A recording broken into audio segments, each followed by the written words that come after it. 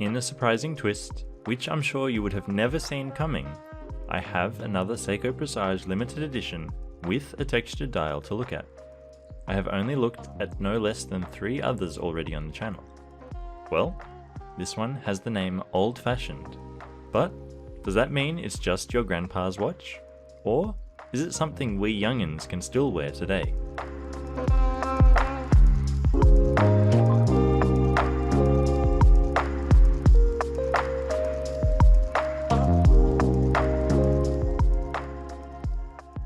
Welcome to Addicted to Watches.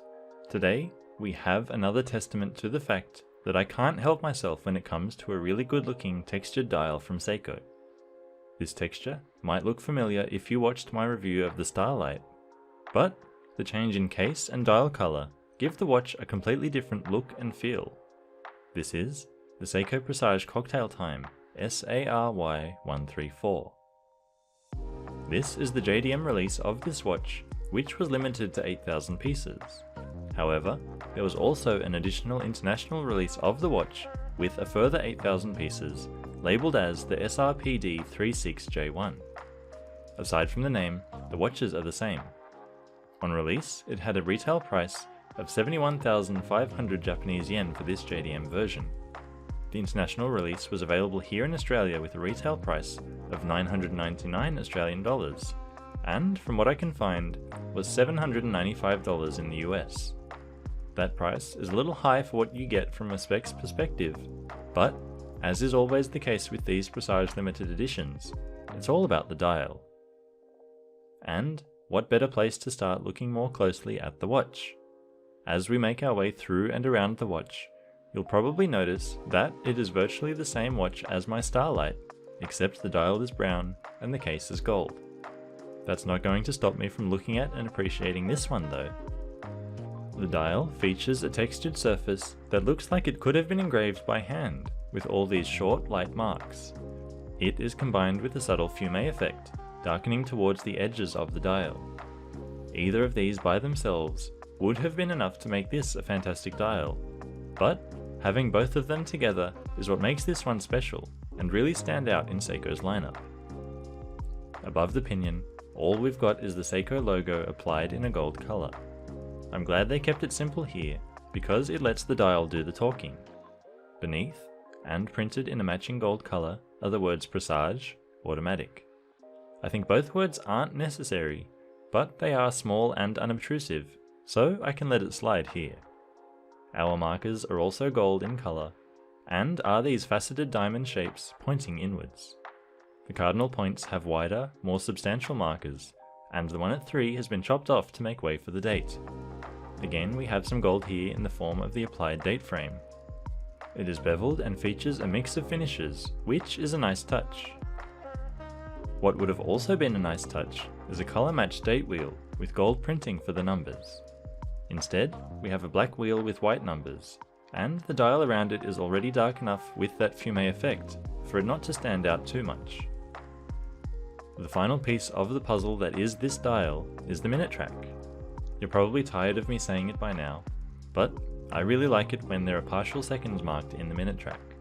It provides detail to the design without making it busy, and creates a nice frame around the dial as a whole. All this printed in a gold color as well, as you'd expect. The hands on this watch are the standard Seiko Presage fare, Dauphine in shape with a bevel running down the middle. One half of that bevel is polished, and the other is frosted for improved legibility. The second hand has a hollow diamond counterbalance, and overall the proportions are good. It's a very dressy watch, so slightly smaller hands are better than slightly larger ones. Sitting above all of that is the crystal. Before I even tell you, I'm sure you know it's going to be Hardlex, Seiko's version of mineral crystal. It is, however, very nice. It's heavily domed and creates some nice distortion from extreme angles. There isn't any kind of anti-reflective coating applied, but even so, reflections aren't generally an issue. Let's move out a bit and take a look at the case. Aside from being this gold color, it's the standard Seiko Cocktail Time size and design you've probably seen before. We've got a case size of 40.5mm, just on the upper edge of what I'd like for a watch of this style.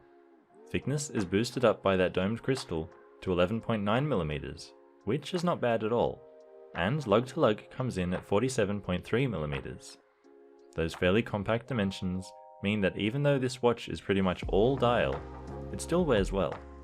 Between the lugs we've got 20mm for changing out straps. I'll come back and talk about straps in a minute, but for now, the case. It's all polished, which isn't exactly surprising. The bezel surrounding the dial is very thin, and to be honest, the case itself is as well.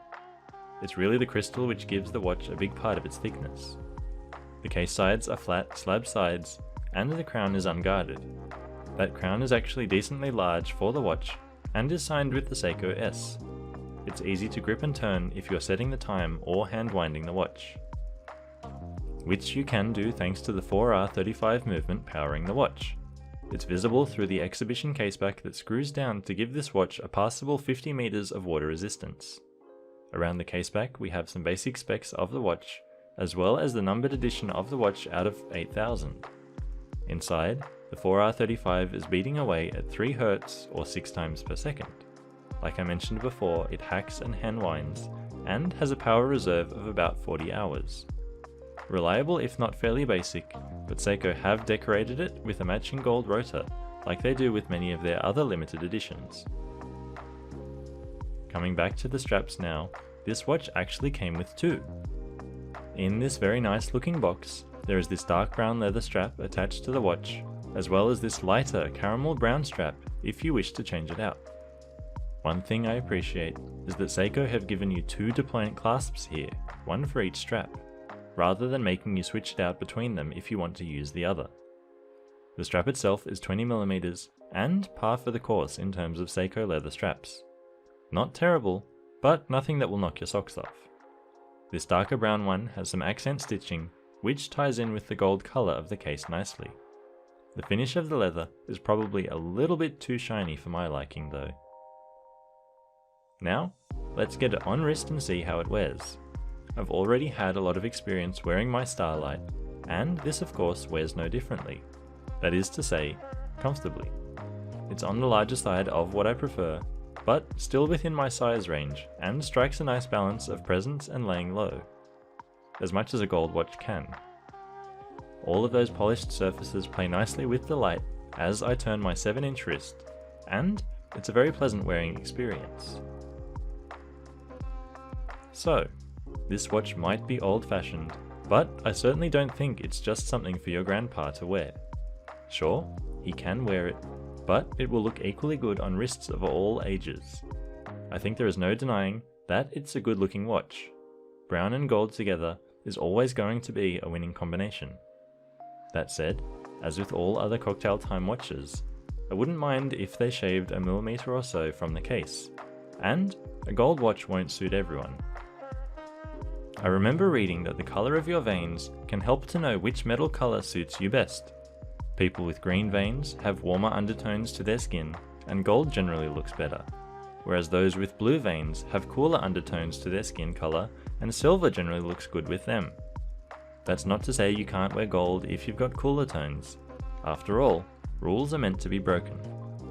At the end of the day, it's the dial that's going to get you with this watch. And, with a colour and texture like this one has, I think it'll get a lot of people. What do you think about this watch? Would you have one in your collection? What's your favourite model or dial from the Cocktail Time collection? Is your grandpa one of those 8,000 people who got one of these? Let me know in the comments, and I'll see you next time.